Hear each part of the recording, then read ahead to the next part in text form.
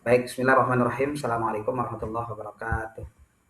Dalam kesempatan kali ini kita akan coba mulai kuliah tentang bank dan lembaga keuangan syariah. Materi kuliah ini adalah materi kuliah inti dalam prodi ekonomi syariah. Sub pokok pembahasan nanti akan kita bahas terkait dengan uh, mata kuliah bank dan lembaga keuangan. Materi-materi tersebut diantaranya kita mulai tentang pengertian dan konsep bank syariah, kemudian prinsip-prinsip dasar keuangan syariah, dan selanjutnya ada jenis-jenis akad dalam perbankan syariah, kemudian produk dan layanan dalam bank syariah, ada lembaga keuangan syariah non-bank, ada perbedaan bank syariah konvensional dan bank syariah, dan kemudian bicara tentang regulasi dan perkembangan atau pertumbuhan dari lembaga keuangan. Itu beberapa sub materi yang akan kita bahas dalam kuliah bank dan lembaga keuangan. Baik, lanjut saja kita mulai bicara tentang pengertian. Pengertian dan konsep dasar perbankan syariah. Bank syariah itu adalah lembaga keuangan yang menjalankan kegiatan usaha berdasarkan prinsip syariat Islam, yaitu mengacu pada Al-Quran dan Al-Hadis serta fatwa Dewan Syariah Nasional, dan kemudian menghindari transaksi-transaksi yang sifatnya ribawi.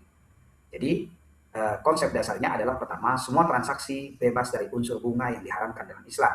Kedua, berbasis akad, setiap produk didasarkan pada akad atau kontrak yang jelas dan sah. Kedua, tujuannya tidak hanya berbicara tentang profit oriented, tapi tujuan sosial, mendorong keadilan ekonomi dan kesejahteraan umat. Ada maqasidus syariah. Itu ya pengertiannya.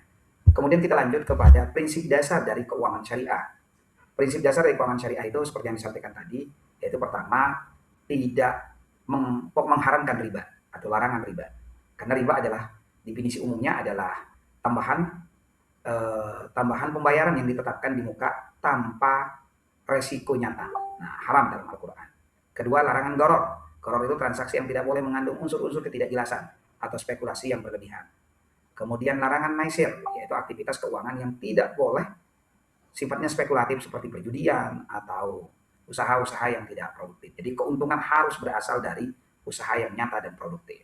Kemudian prinsip yang selanjutnya adalah prinsip keadilan. Setiap pihak mendapatkan hak dan kewajiban yang adil, sehingga resiko dan keuntungan dibagi secara proporsional antara bank dan nasabah. Ada istilah namanya profit sharing dan loss sharing.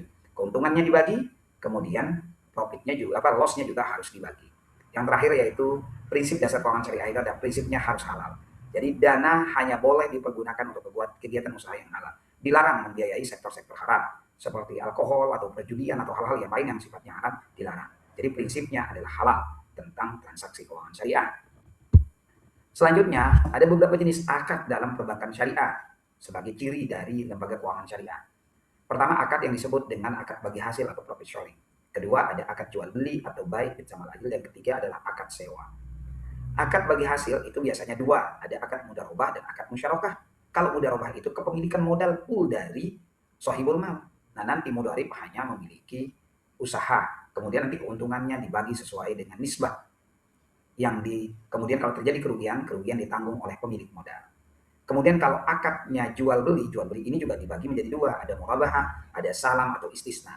Murabahah itu adalah bank memberikan modal kepada nasabah dengan harga pokok dan ditambah margin keuntungan yang disepakati.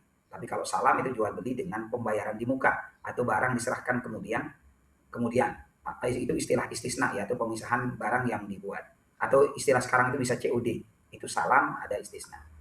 Nah, yang terakhir itu ada banyak akad ya, tapi ini ada 3 jenis akad yang populer digunakan dalam perbankan syariah. Selanjutnya ada namanya akad sewa. Sewa itu juga ada ijarah muntahiyah bitamlik. Ijarah itu akad sewa pemanfaatan atas suatu barang atau suatu jasa dengan memberikan imbalan berupa upah sewa atau ujroh. Namanya juga ijarah. Misalnya kayak sewa mobil, kemudian setelah pakai dikasih sewanya. Nah, itu ijarah biasa. Nah, kemudian ada namanya ijarah muntahiyah bitamlik. Ijarah muntahiyah bitamlik itu adalah sewa yang diakhiri dengan pemindahan kepemilikan atau opsi beli di akhirnya. Masa sewa misalnya beli BTN, perumahan. Nah, selama dipakai BTN itu akadnya sewa. Tapi begitu sudah selesai maka nanti dipindahkan menjadi jual beli. Kalau misalnya tidak terjadi pembelian, misalnya tidak sanggup melunasin, makanya selama pakai itu disebut dengan sewa. Nah, itu disebut dengan ijarah muntahiyah bitamlik dalam transaksi akad sewa menyewa. Itu ya bicara tentang akad. Selanjutnya nanti kita buka dengan pertanyaan kalau ada yang mau bertanya. Produk dan layanan perbankan syariah. Nah, produk layanan perbankan syariah itu ada 3, ada penghimpunan dana dan penyaluran dana dan jasa-jasa layanan. Kalau penghimpunan di perbankan syariah itu ada tabungan namanya giro wadiah. Ya, tabungan mudharabah, ada tabungan murabahah. Giro itu apa, wadiah itu titipan biasa seperti tabungan biasa. Kalau tabungan mudharabah ini akan mendapatkan bagi hasil antara bank dan nasabah. Kemudian deposito itu adalah titipan yang berjangka oleh perbankan, ada jangka waktu 3, ada yang waktu jangka 6 bulan sampai dengan beberapa tahun sesuai dengan kesepakatan perbankan. Nah, kemudian produk lain adalah bicara tentang penyaluran dana. Kalau penyaluran dana ini jual beli, ada pembiayaan mudharabah, ada pembiayaan ijarah, dan ada pembelian rumah atau KPR. Ini yang biasa dilakukan dalam penyaluran dana.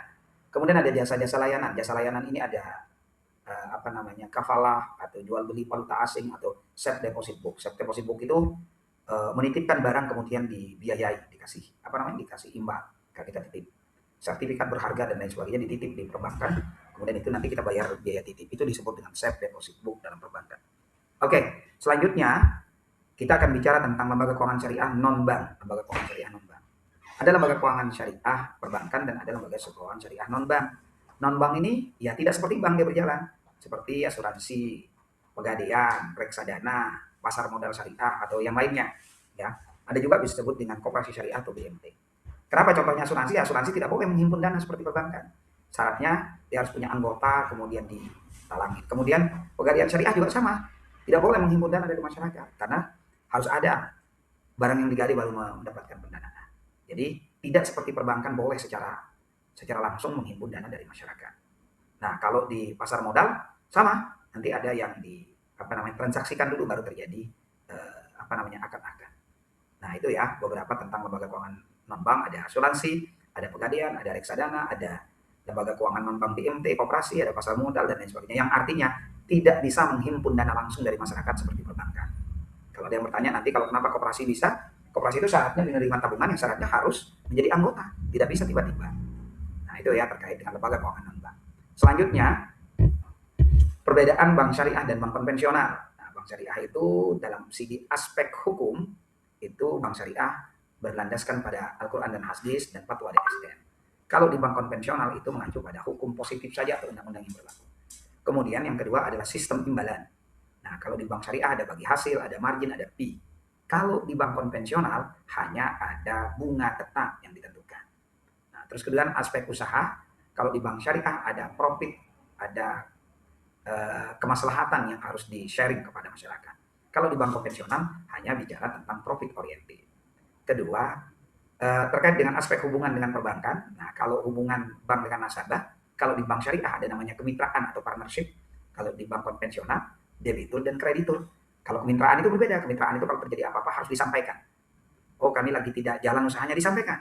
Kalau sehingga usaha itu menjadi milik bersama, usaha itu menjadi tanggung jawab bersama. Kalau di konvensional, debitur dan kreditur ya urusan kreditur. Debit ya tukang debit saja. Nah, terus kedua aspek usaha. Kalau aspek usaha ditanggung bersama kalau di perbankan syariah, kalau di bank konvensional sepenuhnya ditanggung nasabah. Kemudian aspek pengawasan di bank syariah ada dewan pengawas syariah, kalau di bank konvensional disebut dewan komisaris saja. Oke. Selanjutnya kita bicara tentang regulasi keuangan syariah. Nah, regulasi keuangan syariah ini pertama landasan hukumnya ada Undang-Undang Nomor 21 tahun 2008 tentang perbankan syariah atau dasar hukum utama operasional bank syariah di Indonesia. Itu dulu undang-undang ini semua bank konvensional bisa membuka layanan keuangan syariah. Kemudian ada peraturan PJOK, peraturan otoritas jasa keuangan tentang perbankan syariah. Kemudian ada pengawas utama seluruh lembaga keuangan syariah, ada regulasi tentang sistem pembayaran dan kebijakan moneter yang berkaitan tentang bank syariah. Ada Dewan Pengawas Syariah, ada DSN, dan ada Asosiasi Bank Syariah Indonesia yang dijadikan sebagai sarana untuk memperkuat regulasi-regulasi dalam pengawasan perbankan syariah. Oke, selanjutnya kita bicara tentang perkembangan dan produk bank syariah di Indonesia. Bank syariah di Indonesia, pertama sebenarnya kalau bicara tentang sejarah mulai dari tahun 92 yang diawali dari Bank Muamalat Indonesia. Nah, setelah itu kemudian lahir Undang-Undang Nomor 10 tahun 98 tentang memperbolehkan bank konvensional membuka unit usaha syariah. Di tahun 99 ya, tahun 99 itu sehingga banyak lembaga keuangan konvensional membuka pintu syariah. Tapi itu kemudian dikonversi menjadi Undang-Undang Nomor 21 tahun 2008 tentang perbankan syariah yang disahkan. Setelah Undang-Undang Nomor 21 ini tidak lagi boleh membuka unit-unit, harus fokus pada perbankan syariah. Untuk memperkuat modal perbankan syariah di Indonesia, nah di tahun 2021 di merger beberapa bank, ada BRI Syariah, ada BNI Syariah, ada Mandiri, di merger jadi satu menjadi kekuatan besar perbankan syariah yaitu Bank Syariah Indonesia.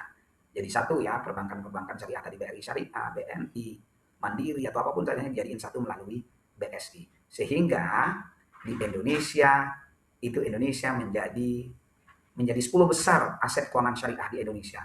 10 keuangan terbesar di dunia yang konsep syariah di antara negara-negara yang lain. Jadi pertumbuhannya seperti itu mulai dari tahun 92, kemudian tahun 99, kemudian tahun 2008 tentang perubahan-perubahan perbankan syariah, kemudian terakhir merger menjadi Bank Syariah Indonesia oleh Bank Indonesia. Baik, selanjutnya kesimpulan dari apa yang kita bahas pada hari ini, bahwa Bank Syariah beroperasi berdasarkan prinsip Islam. Tentu prinsip Islam ini salah satunya larangan riba, gharar, dan maisir.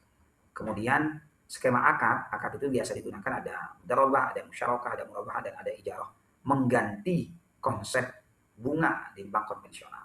Kesimpulan yang selanjutnya adalah ekosistem keuangan syariah mencakup bank, ada ekosistem namanya ekosistem itu di selain bank. Ada bank, ada asuransi, ada pegadaian, ada reksadana, dan ada yang lain-lain. Kemudian terkait dengan itu, sehingga kita berkesimpulan bahwa Indonesia adalah salah satu pasar keuangan syariah terbesar di dunia dengan potensi terus bertumbuh. Sehingga dijadikan sekarang Indonesia itu menjadi 10 negara terbesar di dunia yang menjalankan keuangan syariah. Mungkin itu ya kuliah kita pada siang hari ini. Hal-hal lain kalau ada yang bertanya nanti di sesi tanya jawab. Sekian, Assalamualaikum warahmatullahi wabarakatuh.